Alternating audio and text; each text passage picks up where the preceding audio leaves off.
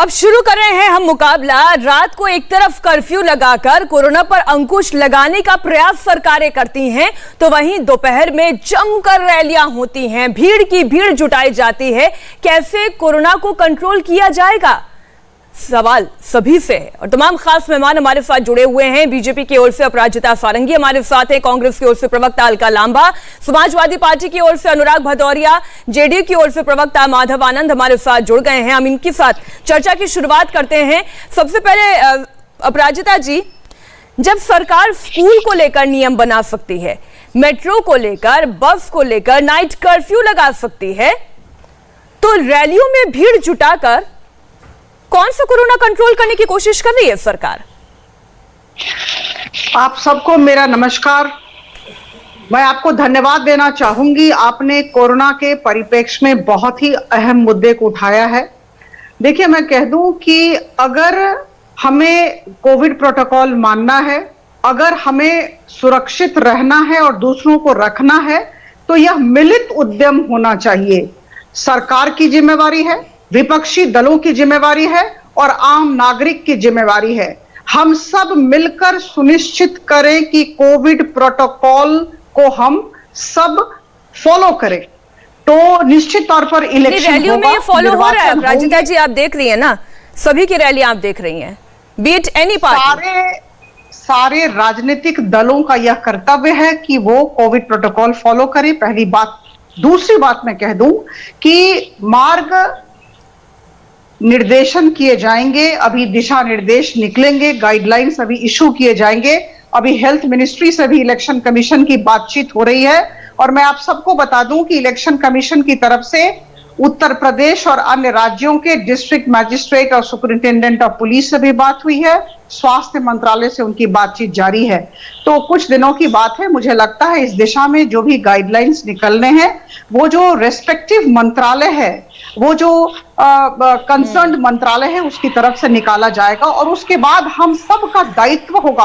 हम बिल्कुल अपराजिता जी, वो कुछ ही दिनों की बात थी जब दूसरी लहर का ऐसा दंश पूरे देश ने झेला। वो कुछ ही दिनों की बात थी कि पूरा का पूरा देश आंसू बहा रहा था। वो कुछ ही दिनों की बात थी। अब देखते हैं कि सरकारें ये कुछ ही दिनों का जो गिनती कर रही है, वो गिनती अंत तक कब पहुंचेगी, हम भी इंतजार कर रहे हैं। समाजवादी पार्टी की ओर से प्रवक्ता अनुराग भदौरिया जी भी हमारे साथ जुड़े हुए। अनुराग जी, देखिए, बहुत ज्यादा समय नहीं हुआ, डिंपल जी ने खुद ट्वीट करके ये जानकारी दी थी कि कोरोना के लक्षण उनमें दिखाई दे रहे हैं। मैं आपसे जानना चाहती हूं, अखिलेश यादव जी ने खुद कितने दिन क्वारंटीन किया? देखिए, सवाल सबसे बड़ा जो आपने भारतीय जनता पार्टी के प्रवक्ता से पूछा और आपने बोला कि अभी कुछ ज्यादा दिन नहीं हुए हैं। अरे वो तो पलट के उन्होंने शुक्र है आपसे बोला नहीं, अभी तो बोलने वाली है पलट के, एक भी मौत नहीं हुई है, वो तो तुरंत बोलेंगी। वो पार्लियामेंट के अंदर बोल चुकी है। आप कह रहे थे कि सबने मंजर देखा है, वो मंजर मानने को तैयार कहां है? वो तो कह रहे थे कि यहाँ पे एक भी ऑक्सीजन की कमी से मौत नहीं हुई है, जबकि आपने भी देखा किस तरह कितने दिन क्वारंटीन हुए, किस तरह से वहाँ पे शमशान घाट में लकड़ियां कम पड़ गई। राजिता जी, हम ऐसे डिबेट नहीं करेंगे, सब अपनी अपनी बारी पर बोलेंगे। मैं 5 मेहमान है मेरे साथ, मैं इतना ही निवेदन करूंगी। अनुराग जी, मेरा सवाल इतना ही था, कि रैलियों में भीड़ केवल भारतीय जनता पार्टी की नहीं जुट रही है, रैला का रैला आपकी पार्टी की रैलियों में भी दिखाई दे रहा है। अब जवाब देखिए, अच्छी बात आपने कह दिया कि समाजवादी पार्टी में रैला दिखाई पड़ रहा है और बीजेपी में रैली दिखाई पड़ रही है, यही फर्क है। भारतीय जनता पार्टी अब जमीन पे कहीं बची नहीं है, परेशान और हताश है, उनके पास कुछ नहीं बचा है। अब जिस तरह से अगर आप इनकी नियत की बात करोगे तो ये वही लोग हैं जो आपने देखा हुआ किस तरह से वो करा रहे थे, पश्चिम बंगाल में चुनाव करवा रहे थे, उनको लगता था वहां जीत जाएंगे, इसलिए चुनाव पे चुनाव, रैलियों पे रैलियां कर रहे थे। यही उत्तर प्रदेश में जब सेकेंड लहर आई थी, आपको याद होगा, जिला पंचायत सदस्य के चुनाव के लिए हम लोगों ने मना किया, चुनाव मत कराइए जिला पंचायत सदस्यों के। इन्होंने सोचा कि सरकार अभी हमारी है, हम जिला पंचायत सदस्य जीत लेंगे, जबरदस्ती चुनाव कराया और कितने लोगों की मौतें हुई, उसकी जिम्मेदारी लेने को तैयार नहीं है। तो एक बार भी बोल देते हैं कि किसी एक व्यक्ति की भी मौत नहीं हुई। ऐसी निर्दयी, कठोर, निष्ठुर सरकार से तो आप आशा नहीं कर सकते। आप किसका इंतजार कर रहे हैं? ये जरूर है, हाँ ये जरूर है। अरे मैं किसके कर रहा हूं? मैं तो कह रहा हूं कि आपने यहाँ उत्तर प्रदेश के अंदर में चुनाव आयोग है, चुनाव आयोग ने कहा हमने सबकी राय ली, सबसे सहमति ली, यहाँ पे उतना प्रकोप नहीं है और यहाँ पे समय से चुनाव कराया जा सकता है। चुनाव आयोग कह रहा है, कोई मैं नहीं कह रहा हूं। चुनाव आयोग ने कहा कि समय से चुनाव करा सकता है और कराया जाना चाहिए, तो वो तो चुनाव आयोग तय करेगा, चुनाव आयोग समय से होगा नहीं होगा। चुनाव आयोग ने कहा कि यहाँ पे समय नहीं, मैं तो चुनाव आयोग पे भी जा ही नहीं रही अनुराग जी, मैं तो भीड़ की बात कह रही हूँ। ये जो भीड़ की तस्वीरें हम दिखा रहे हैं कि कितने चेहरों पर मास्क दिखाई देता है। मैं तो हर पार्टी की भीड़ की बात कर रही हूँ। अभी समाजवादी पार्टी के नेता जब अखिलेश यादव रैली करते हैं तो वहां पर कितने कोरोना प्रोटोकॉल का पालन होता है, फिर अब भीड़ में जाकर आप भी देखिएगा। अनुराग जी जो तस्वीरें कहती है वो मैं दिखा रही हूँ। चलिए अलका लांबा जी, अब आप ये बताएं कि समाजवादी की सरकार आ रही है, बीजेपी परेशान है, तो इसमें मैं क्या कर सकता हूँ? अरे कोरोना ये पूछ के नहीं आएगा कि समाजवादी पार्टी के कार्यकर्ता हैं या बीजेपी के कार्यकर्ता हैं। कोई कसूर नहीं है अनुराग जी, कोरोना भी नहीं पूछेगा, ओमिक्रॉन वेरिएंट नहीं पूछेगा कि आप समाजवादी पार्टी के कार्यकर्ता हैं, आप बीजेपी के कार्यकर्ता हैं, आप कांग्रेस के कार्यकर्ता हैं, आप बीएसपी के कार्यकर्ता हैं। अच्छा, बीजेपी के कार्यकर्ता हैं तो कोरोना हो जाए, समाजवादी पार्टी के कार्यकर्ता अरे इन्हें छोड़ दे, इनके तो सरकार बनने वाली है। बहरहाल हम आपस में 1 to 1 में क्यों फंस रहे हैं अनुराग जी? घर जाओ, अब जनता खुद ब खुद आ रही है तो इसमें मैं क्या कर सकता हूँ? हम 1 to 1 में क्यों फंस रहे हैं अनुराग जी? गंभीर विषय है, गंभीर विषय, हम गंभीरता से चर्चा करते हैं। अलका जी, ये तो बुलाते खाना पीना देके। अलका जी, कांग्रेस पार्टी का क्या स्टैंड है? कांग्रेस पार्टी का क्या स्टैंड है? क्योंकि चुनाव आयोग की टीम की ओर से जब न्योता भेजा गया कि आपकी पार्टी की ओर से आए, अपनी सलाह मशवरा दें, तो लल्लू सिंह जी तो कहते हैं कि नहीं, ये जो टीम गई थी वो टीम नहीं है, अब हम दूसरी टीम भेज रहे हैं। पार्टी के अंदर कंफ्यूजन है, क्या कंफ्यूजन है? मीनाक्षी जी, जब इस कार्यक्रम को शुरू करने से पहले आप आंकड़े और जानकारी दे रही थी ना, आपके चेहरे पर एक गंभीरता, एक चिंतन था, है ना, कि आंकड़े बढ़ रहे हैं।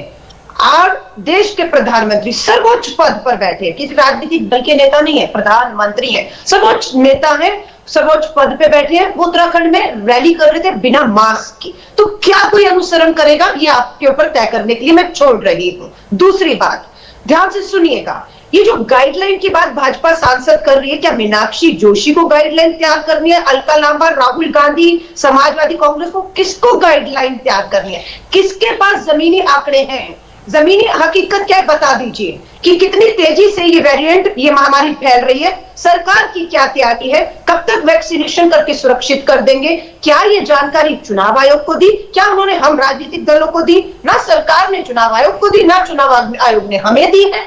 तो मुझे लगता है जब सरकार गंभीर नहीं है मीनाक्षी, आप और हम सिर्फ चर्चा ही कर सकते हैं। हम कानून के साथ बंधे हुए, कांग्रेस का स्टैंड मीनाक्षी बता रही हूं, हम कानून नियमों के साथ, गाइडलाइन के साथ बंधे हुए हैं। हम पहली पार्टी थे जिसने केरला का प्रचार जो है बंगाल का छोड़ दिया था, लेकिन 40 लाख मौतें हो गई। देश के प्रधानमंत्री ने ना नमस्ते ट्रंप छोड़ा था, ना बंगाल का प्रचार प्रसार छोड़ा था, ना अभी तक छोड़ रहे हैं।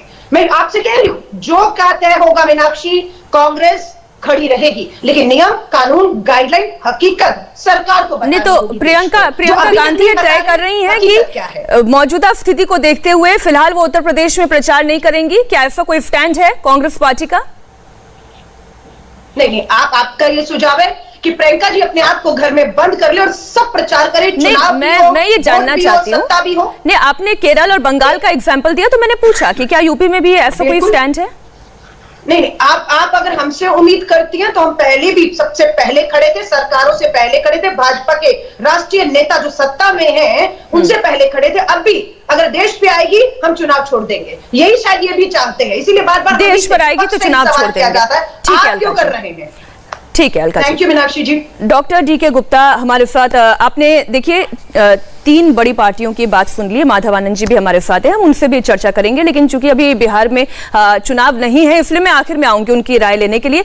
अब इतनी सारी रिसर्च हुए हैं डॉक्टर गुप्ता, क्या ऐसी कोई रिसर्च हुई है जिसमें ये पता चलता हो कि ये ओमिक्रॉन वेरिएंट रात को जो है निकलता है शिकार पे और सुबह ये आराम करता है, इसलिए सुबह रैली हो सकती है, उसमें कोई चिंता की बात नहीं है, ये स्कूल में जा सकता है, ये मेट्रो में जा सकता है, लेकिन ये रैलियों में नहीं जा सकता है? ऐसा कोई रिसर्च?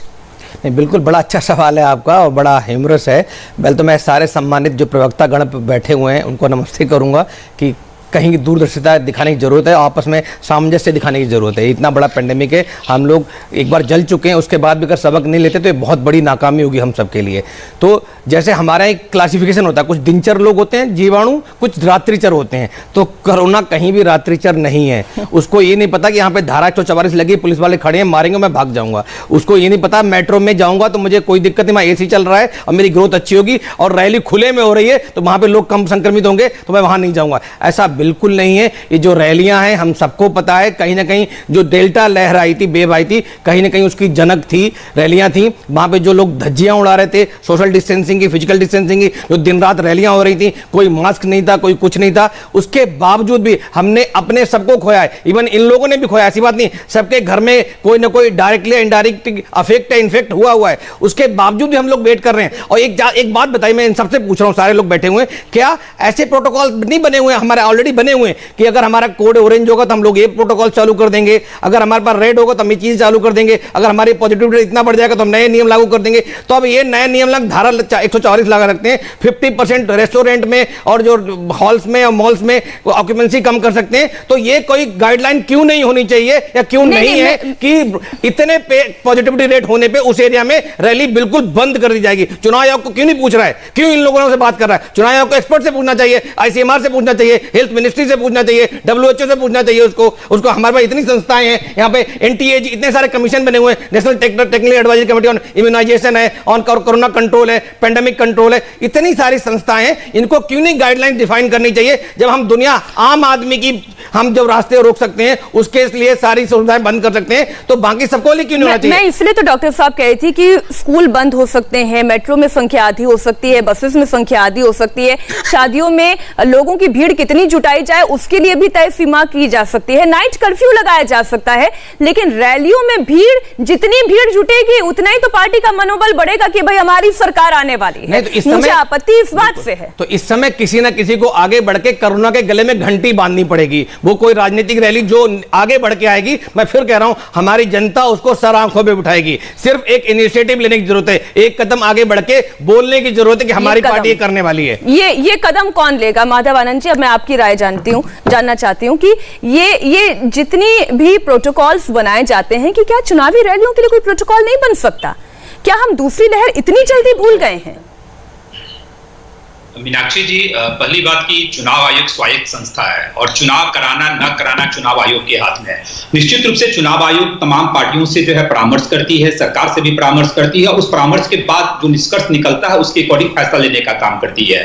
कोविड प्रोटोकॉल सब लोग पालन करें, और ऐसा नहीं है, कोविड के वक्त में वेस्ट बंगाल में चुनाव हुआ है, बिहार में भी हम लोगों ने चुनाव देखा है कोविड के टाइम में, जब पिक टाइम था, तो हर जगह चुनाव हुआ है और एक संवैधानिक प्रक्रिया है, उस प्रक्रिया को पूरा करना होता है। लेकिन प्रोटोकॉल प्रॉपर रूप से फॉलो करे, सबके लिए समान गाइडलाइंस है, चाहे तमाम पार्टियां हों, चाहे विपक्षी पार्टियां हों या सत्ताधारी पार्टियां हों, सबको प्रोटोकॉल का पालन करना चाहिए, इस गंभीरता को समझना चाहिए। और सरकार भी गंभीर है, सरकार पे कोई ये आरोप लगा दे कि सरकार गंभीर नहीं है, सरकार क्या चाहेगी कि कोरोना का जैसे इसी तरह फैलाव होते रहे, पॉजिटिविटी रेट बढ़ता रहे? कोई भी सरकार नहीं चाहेगी, चाहे राज्य सरकार हो या केंद्र की सरकार हो। तो सरकार भी गंभीर है, हम सब लोगों को मिलकर इस संवैधानिक प्रक्रिया को भी पूरा करना है, प्रोटोकॉल्स गाइडलाइंस को भी फॉलो, जो कोविड गाइडलाइंस है उसको भी फॉलो करना है, और चुनावी प्रक्रिया में सम्मिलित भी होना है, क्योंकि एक लोकतांत्रिक प्रक्रिया है। लेकिन अलका जी और अनुराग भदौरिया जी आपकी बात से डिफर करते हैं। अलका जी, आप अपनी बात रखें, फिर मैं भदौरिया जी आपके पास आती हूँ। अनुराग जी तो सरकार बना रहे हैं, अनुराग तो कह रहे हैं कि मिट्टी सरकार बन गई, तो क्या बोलते हैं, उससे क्या फर्क पड़ता है? मुखिया कौन है? देश के प्रधानमंत्री जी उस सरकार के मुखिया हैं। वो आज उत्तराखंड में और कल गृह मंत्री अयोध्या जा रहे हैं, और प्रोटोकॉल की धज्जियां आप हमसे उम्मीद कर रहे हैं। मैं फिर कह रही हूँ, गाइडलाइन तुरंत जारी कर दी जाए। रेड अलर्ट हो चुका है। मीनाक्षी, आपने जो जानकारी दी, 13,000 मामले अपने 24 घंटे में आए, 80,000 आ चुके हैं। तैयारियां क्या है नहीं मालूम। दिल्ली के मुख्यमंत्री दिल्ली में ऑरेंज अलर्ट करके चंडीगढ़ में खुले में बिना मास्क के रैलियां कर रहे हैं। दिल्ली नंबर 1 पर आ गई है एक बार फिर से। राजधानी दिल्ली है, सत्ता का केंद्र है। प्रधानमंत्री हो, राज्यपाल हो, राष्ट्रपति हो, मुख्यमंत्री वहां बैठते, वहां का हालात बिगड़ रहे हैं। राजधानी दिल्ली नहीं बच रही तो बड़े राज्यों का क्या हाल होगा? हम कांग्रेस मांग करती है, सरकार फैसला ले, सरकार जो फैसला लेगी हम खड़े हैं, फैसला लीजिए। सरकार फैसला लेना। अपराजिता जी, मैं आ रही हूँ अनुराग जी आपके पास। अपराजिता जी, सरकार ये फैसला लेना। अब अमित शाह अपनी रैली में कहते हैं ये जितने नरमुंड दिखाई दे रहे हैं, इतने मुंड दिखाई दे रहे हैं, आप ये समझ रही हैं, ये अगर एक ओमिक्रॉन वेरिएंट, एक केस अगर इस रैली में आ गया तो क्या स्थिति बन सकती है? और ये केवल मैं फिर कहती हूं कि मैं किसी एक पार्टी को इस श्रेणी में नहीं रख रही हूं, मैं तमाम पॉलिटिकल पार्टीज को रख रही हूं, लेकिन कदम तो आपको बढ़ाना होगा। सरकार क्या तय करती है? मैंने जब अपनी बातचीत शुरू की थी, मैंने यही कहा था, मैंने कहा कि सरकार बहुत संजीदगी के साथ कोरोना की दिशा में प्रबंधन कर रही है और करती रहेगी। आपने देखा हमने प्रथम लहर और दूसरे लहर का सामना कैसे किया। मैं तीसरी बात कह दूं कि दिशा निर्देशन किया जाएगा, दिशा निर्देश दिए जाएंगे।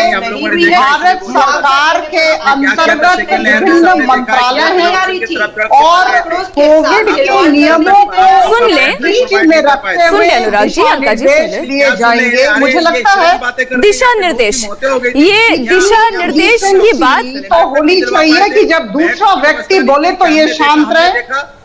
इतना संयम होना चाहिए और इतनी विनम्रता होनी चाहिए कि जब कोई बात कही जाती है तो ये शांत रहे। जो आपको अनुराग जी, और देखिए अनुराग जी, शांत हो तो मैं बोलूं, जब आपके ऊपर फैसले लेने की बात आती है तो आप दूसरों पे डाल देते हो। विनम्रता। अच्छा अपराजिता जी, मैं एक मिनट चाहती हूँ आपके पास। अनुराग जी देखिए, आप अपनी बात रखना चाहते हैं, अपनी बारी पर रखिए तो बेहतर होगा, लेकिन चूंकि आप बोलना शुरू कर चुके हैं इसलिए मैं आपसे जानना चाहती हूँ, मैं फिर आपसे पूछती हूँ कि एक कदम आप बढ़ा रहे हैं, अलका जी तो कह रही है ना सरकार फैसला लेगी तो हम सबसे पहले आगे आएंगे। और एक बात समझ में नहीं आई, जब से भारतीय जनता पार्टी की सरकार आई है, हाँ। लोग सवाल विपक्ष से क्यों पूछने लगे? भाई हिम्मत दिखाइए, थोड़ा सा सत्ता से सवाल पूछा जाएगा। तो सत्ता से सवाल मैंने नहीं पूछा अनुराग जी, सत्ता से सवाल मैंने नहीं पूछा, नियम बनाने का सवाल मैंने किससे पूछा, प्रोटोकॉल बनाने का सवाल मैंने किससे पूछा, लेकिन आप ये चाहेंगे मैं विपक्ष से सवाल ना पूछूं तो ये गलत तरीका है। मैंने आपसे पूछा अखिलेश जी कितने दिन के लिए क्वारंटीन हुए, आपने जवाब नहीं दिया। मैंने पूछा आपकी रैलियों में इतनी भीड़ क्यों जुट रही है, आपने जवाब नहीं दिया। आप बोले ना कि हाँ हम अपनी पार्टी के हिसाब से नियम बनाएंगे। तो अच्छा लगता है अनुराग जी, सत्ता पक्ष में चिल्लाइए तो आपको भी सूट करेगा, विपक्ष में चिल्लाइए। अनुराग जी, जब अपराजिता बोलेंगी तब आप बोलेंगे, जब अलका जी बोलेंगी तब आप बोलेंगे, जब मीनाक्षी बोलेगी तब आप बोलेंगे। कमाल है भाई, अरे थोड़ा अनुराग जी, मैं तो अपराजिता से पहला सवाल पूछा, अपराजिता सारंगी से मैंने पहला सवाल पूछा कि बीजेपी की रैलियों में इतनी भीड़ जुट रही है, कोरोना पर अंकुश कैसे लगाएंगे? मैंने पहला सवाल ही वही पूछा अनुराग जी। आप मुझे बोलने दीजिए, आपको बधाई कि आप विपक्ष में चिल्ला लेती है, आप मुझे बोलने दीजिए। जब डिबेट खत्म हो जाए ना अनुराग जी फिर सुनिएगा। अच्छा है कि आप विपक्ष में चिल्ला रही है, सत्ता पे चिल्ला रही है, मुझे बोलने तो दीजिए। पर जवाब देखिए सवाल ये नहीं है, सवाल यही बात है अलका जी, सवाल हम सबसे पूछते हैं, अब इच्छा किसी की कोई जवाब देना आते। अनुराग जी आप बोले। हाँ देखिए, मैंने बोला कि सरकार किसकी है? सरकार है भारतीय जनता पार्टी की। जिम्मेदारी किसकी बनती है यहाँ पे? भारतीय जनता पार्टी की। भारतीय जनता पार्टी की सरकार है, मुखिया प्रधानमंत्री जी है। प्रधानमंत्री जी 8 बजे लॉकडाउन तो लगा सकते हैं, जब मन आएगा तो लॉकडाउन लगा देंगे, जब मन आएगा नोटबंदी कर देंगे, जब मन आएगा वो कोई भी यहाँ पे किसान कानून ले आएंगे। लेकिन जहां लोगों की मौत हो रही है, जहां लोग परेशान बदहवास हैं, वहां पे रैलियां कौन कर रहा है सबसे ज्यादा? भारतीय जनता पार्टी। कि भारतीय जनता पार्टी की जिम्मेदारी नहीं बनती क्या? अपराजिता जी जवाब दे। नहीं है वो तो नहीं, उसकी जिम्मेदारी बनती है ना। क्या नहीं, वो पूछे हेल्थ मंत्रालय से, वो पूछे यहाँ पे एक्सपर्ट से कि क्या देश के लिए अच्छा है, क्या देश के लिए अच्छा नहीं है। जो प्रधानमंत्री जी कर रहे हैं वही देख के सब लोग कर रहे हैं। अगर प्रधानमंत्री जी नहीं करेंगे तो कोई नहीं करेगा। तो आपको रास्ता तो आपको दिखाना है ना। प्रधानमंत्री जी अमित शाह अपनी रैली बंद करें, योगी आदित्यनाथ अपनी रैली बंद करें, विपक्ष अपने आप अपनी रैलियां बंद कर देगा। आप अपने काम पर भरोसा दिखाइए ना, आप अपने काम पर भरोसा दिखाइए। भारतीय जनता पार्टी ने 5 साल जो काम किया उस पर जनता चाहेगी वोट देगी, भीड़ जुटाने का क्या मतलब? हाँ, काम किया कहाँ? भीड़ भी तो पैसा खर्च करके जुटाते हैं। आपका दायित्व है कि आप इंश्योर करें कि जब एक व्यक्ति बोले तो बाकी लोग ना बोले। नहीं, गलत अनुराग जी अगर बोलेंगे तो मैं ना बोलूं, अपराजिता जी आप बोले। मुझे लगता है कि इतनी विनम्रता होनी चाहिए और आपका काम है एंकर के हिसाब से आप दूसरों को शांत रखें। मौत नहीं हुई है अनुराग जी प्लीज, तो कैसे विनम्रता दिखाएंगे? लेट अस आपको तकलीफ नहीं होगी, हमारे अपने लोग थे, ये हमारे इंडियन थे जो तड़प के मरे हैं। आप अपराजिता जी आप बोले प्लीज, आप निर्दयी हो सकते हैं। आप शांत हो जाए अनुराग जी, मैं लास्ट टाइम आपको कह रही हूँ, otherwise I have to mute you. के मरते हुए देखा है आपने, नहीं देखा तो आप क्या शांत, अनुराग जी शांत, अपराजिता जी अपनी बात बोले। बैठी, आपको क्या फर्क पड़ता है कोई मर रहा है जी रहा है क्या? प्लीज म्यूट करते, प्लीज म्यूट करते हैं, थोड़ी देर म्यूट करते हैं। अपराजिता जी अपनी बात पहले पूरी रखिए। जी बहुत धन्यवाद। लेकिन पॉइंटेड सवाल था, पॉइंटेड जवाब दीजिएगा। काम पर भरोसा रखिए, रैलियों की क्या जरूरत? हम विनम्रता के साथ बातचीत करें तो बेहतर होता है। देखिए पहली बात यह है कि जहां तक दिशा निर्देश का सवाल है, मैं आपको बता दूं कि भारत सरकार में विभिन्न मंत्रालय हैं और कोविड के नियमों को दृष्टि में रखकर हर एक मंत्रालय अपना अपना गाइडलाइंस बाहर करती है। ये तरीका है।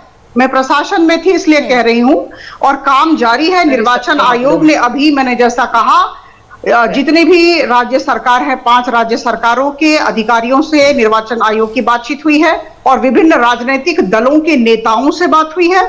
और मैं आपको बता दूं कि 5 राजनीतिक दलों के नेता उपस्थित थे इस सभा में और सबने कहा कि हम विलंब नहीं चाहते हैं, हम इलेक्शन करना चाहते हैं, लेकिन हम कोविड प्रोटोकॉल को फॉलो करेंगे।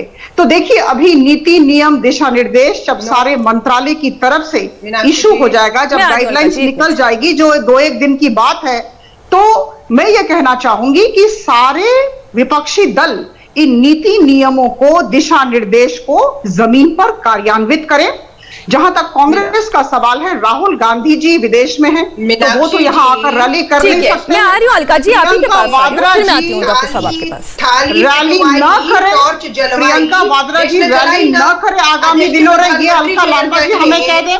और ठीक है अपराजिता जी, अब हम आपकी बात समझ गए, लेकिन भीड़ तो बड़ी रैलियां उनकी तरफ से भी हो रही है। मुझे डॉक्टर डीके गुप्ता जी, एक मिनट अलका जी, एक मिनट अपराजिता जी। डॉक्टर गुप्ता, आपने सुना एक बार फिर से, पहले आप में गाड़ी छूट गई थी, ये वही हो रहा है। पहले कौन कदम उठाएगा अपनी रैली पर अंकुश लगाने का?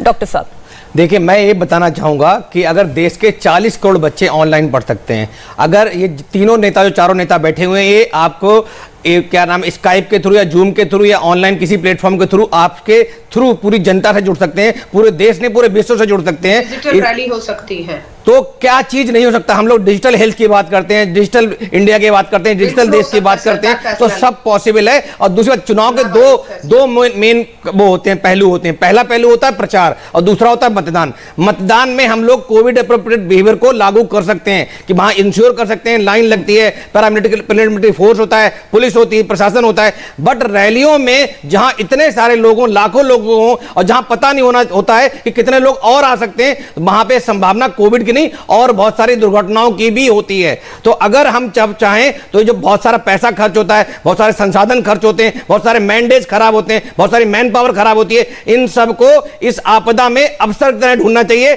हमें हमेशा के लिए फिजिकल रैली को बैन कर देना चाहिए। इस धन को कहीं ना कहीं ग्रोथ में, देश की कहीं ना कहीं संपन्नता पे यूज करना चाहिए, हेल्थ पे यूज करना चाहिए। स्वास्थ्य जो समय चरमराया हुआ है, हम जीडीपी का सिर्फ 2% खर्च कर रहे हैं, और जो डेवलप्ड कंट्रीज हैं, ब्रिटेन अमेरिका, जो जूझ रहे हैं तीसरी वेव से, वो 15% खर्च कर रहे होते हैं। तो जो 15% जीडीपी का खर्च कर रहा है वो नहीं लड़ पा रहा है कोविड से, तो हम 2% पे कैसे लड़ सकते हैं? तो हमें कुछ ना कुछ आउट ऑफ बॉक्स सोचना पड़ेगा। बिल्कुल। और ऐसा नहीं है कि भारत, पूरे विश्व में अलग अलग जगह पर चुनाव हुए और ये नजीर देखी गई कि किस तरीके से प्रचार होता है। अलका जी आप अपनी राय रख लें, फिर मैं माधव जी आपके पास आ रही हूँ।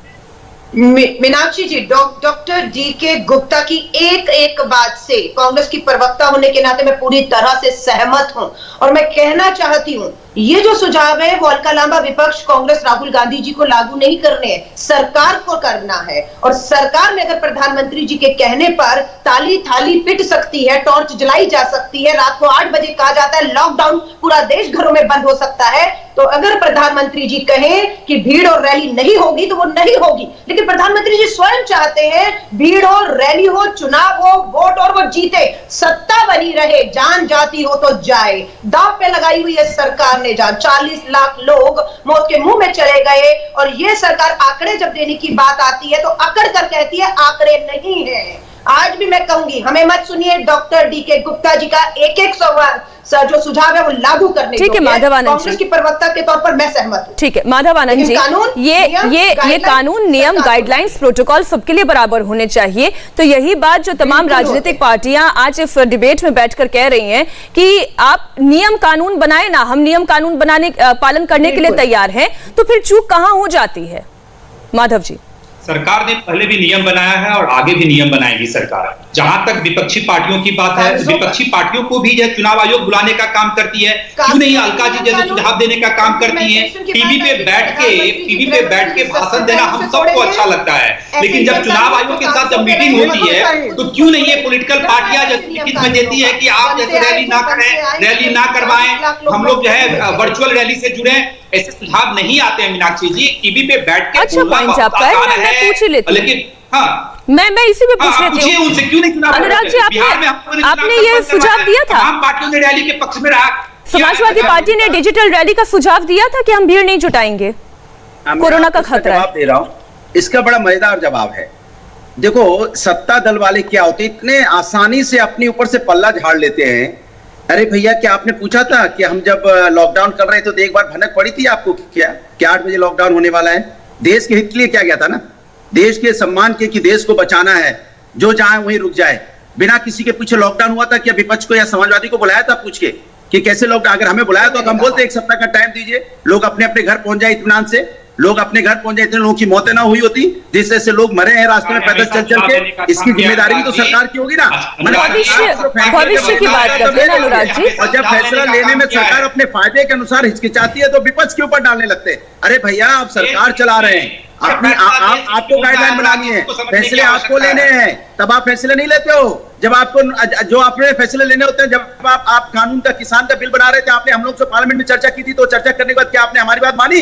ठीक है अनुराग जी, मैं अलका जी के पास जाती हूँ। आप ये कहना चाह रहे हैं कि हम बिल वापस नहीं करना पड़ता, तब हम लोग की बात मान ली होती है और उसमें आप रैली करना चाहते हैं ना अनुराग जी? आपको इतना बड़ा आपको पीछे ना हटना पड़ता। इसलिए भारतीय जनता पार्टी की सरकार तो ये तानाशाही सरकार है, ये विपक्ष की बात मानती कब है? ये तो विपक्ष की बात नहीं मानती है देश को। अच्छा, अभी मैं समझ पाई बात, क्योंकि विपक्ष की बात ये तानाशाही सरकार मानती ही नहीं, इसलिए आपने डिजिटल रैली का सुझाव नहीं दिया और आप इंतजार कर रहे हैं कि सरकार गाइडलाइन बनाए। अच्छी बात है।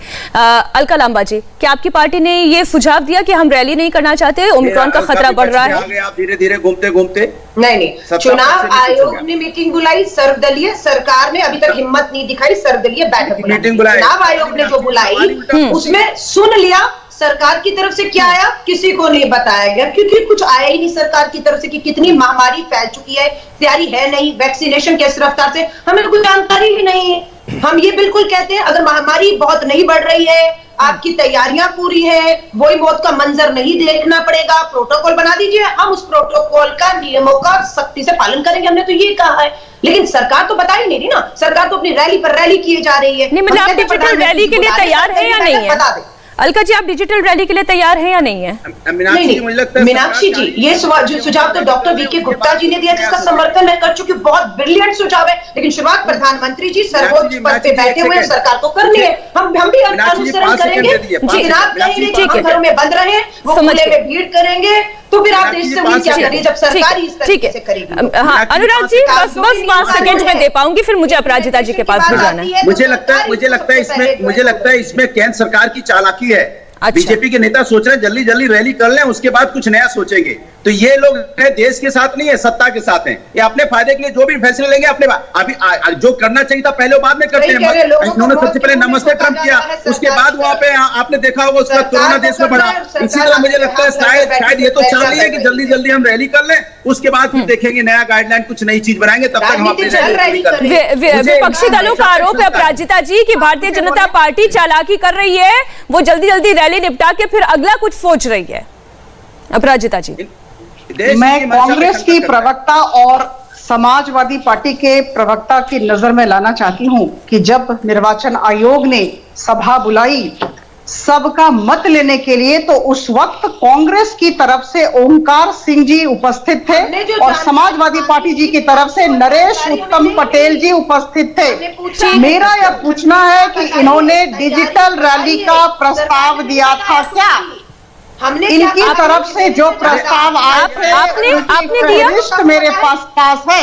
बिल्कुल लेकिन ये अपराजिता जी, प्रस्ताव आपने क्यों दिया नहीं नहीं, आया? आपको ये पता है कांग्रेस के पहली प्रवक्ता बात। ने क्या कहा? दूसरी बात मैं कह दूं कि जो कांच के सुन ले, घरों अलका में जी, सुन रहते ले। हैं वो सुन ले, दूसरों पर अलका जी। पत्थरें नहीं फेंका करते। सील ली है अरे आप सरकार ने, अपना चुनाव बताइए आयोग ना। ने नहीं बताया। इतनी विनम्रता अलका लांबा जी आप में होनी चाहिए अलका जी, सुन कि लीजिए। जब मैं बोलूं तो आप सुने। गंभीरता है देखिए, विनम्रता दर्शक दिखाइए। सुन रहे हैं, अपराजिता जी, कांग्रेस में देखिए। विनम्रता का अभाव है। गंभीरता मैं फिर से कांच आपसे के पूछ रही घरों हूँ, में जो रहते हैं वो दूसरों पर पत्थरें नहीं फेंका करते हैं। अपराजिता जी, मेरा सवाल फिर मैं दोहराती हूँ, मैं अपना सवाल फिर दोहराती हूँ। अलका जी, आप शांत रहिए। रैलियां चलाई हुई क्या थी मीटिंगें करेगा? और अखिलेश यादव जी की रैली के विषय में हम सब जब अवगत सरकार हैं। करेगी तो राजनीतिक तो दल मुझे होगा। लगता है कि यह ठीक है। प्रस्ताव मैं फिर आपसे चैनल पूछ पर रही हूँ। कह रहे हैं इन्हें निर्वाचन आयोग के समक्ष प्रस्तुत करना ठीक है, ठीक है अपराजिता जी, मैं एक बार फिर से प्रयास करती हूँ। माधव आनंद जी, मैं ये फिर प्रयास कर रही हूँ पूछने का कि चलिए, समाजवादी पार्टी ने राय नहीं दी, कांग्रेस ने राय नहीं दी, बीएसपी ने राय नहीं दी, असदुद्दीन ओवैसी ने भी राय नहीं दी, उनकी पार्टी ने भी राय नहीं दी, तो सरकार ये फैसला ले ले। डिजिटल क्रांति की बात तो बीजेपी करती है, आप लोग लेकर आए, डिजिटल रैलियों की शुरुआत कर दें, परिपाटी नहीं बनाए, क्या समस्या इसमें? निश्चित रूप से देखिए, एक आवश्यकता तो है कि एक महत्वपूर्ण निर्णय लिया जाए, और अगर हम लोग वर्चुअल रैली करते हैं तो ज्यादा सही रहेगा कोरोना के पेंडेमिक को देखते हुए। लेकिन इस दिशा में बहुत काम करने की आवश्यकता है, इतना आसान भी नहीं है मीनाक्षी जी। कहना बहुत आसान है, लेकिन जब धरातल पे उसको इम्प्लीमेंट करने की जब आवश्यकता होती है तो उसमें बहुत बिल्कुल सारी आपने कठिनाई सही कहा आती है। माधव आनंद जी, ये कोरोना भी आसान नहीं है, ये कोरोना भी बहुत मुश्किल है, और इसलिए ये हमारा पीछा छोड़ने का नाम नहीं ले रहा है। मैं आखिरी प्रतिक्रिया डॉक्टर साहब आपसे लेना चाहती हूँ, ये तीसरी लहर हमसे कितनी दूर है? एक तो इसके लिए सिर्फ पॉलिटिकल विल चाहिए, एक ऑर्डर निकालने की जरूरत है। निर्वाचन आयोग को जितने भी स्पेशलिस्ट हैं, हेल्थ केयर स्पेशलिस्ट हैं, उनसे बात करके एक ऑर्डर निकलेगा, उसके बाद अपने आप सब कुछ रोल आउट हो जाएगा। नंबर 1। नंबर 2, हम लोग बिल्कुल मुंह पे खड़े हो, तीसरी लहर पे स्टार्ट हो चुकी है, केसेस बढ़ रहे हैं, और जो नंबर दिख रहा है वो कहीं ना कहीं टिप ऑफ आइसबर्ग दिख रहा है, केसेस बहुत ज्यादा है, और जिसका जो स्पीड रेट है, जो इन्फेक्शन रेट है, जो दर है संक्रमण करने की, वो लगभग डेल्टा से 4 गुना रेट ज्यादा है, और जो इसका जो वायरल लोड अंदर जाता है, जो ग्रोथ करता है वायरस, वो 70 गुना ज्यादा ग्रो करता है। जो इसकी स्पाइक प्रोटीन्स में 30 म्यूटेशंस हैं, मतलब हमारी वैक्सीन कहीं ना कहीं पार्शियली इनइफेक्टिव है। तो इसलिए बूस्टर डोज की जरूरत है, जो स्टार्ट हो चुकी है। हमें एक दूसरी बूस्टर की जरूरत है, वो है सोशल बूस्टर, कि फिजिकल रैली बंद की जाए और वर्चुअल रैली चालू की जाए।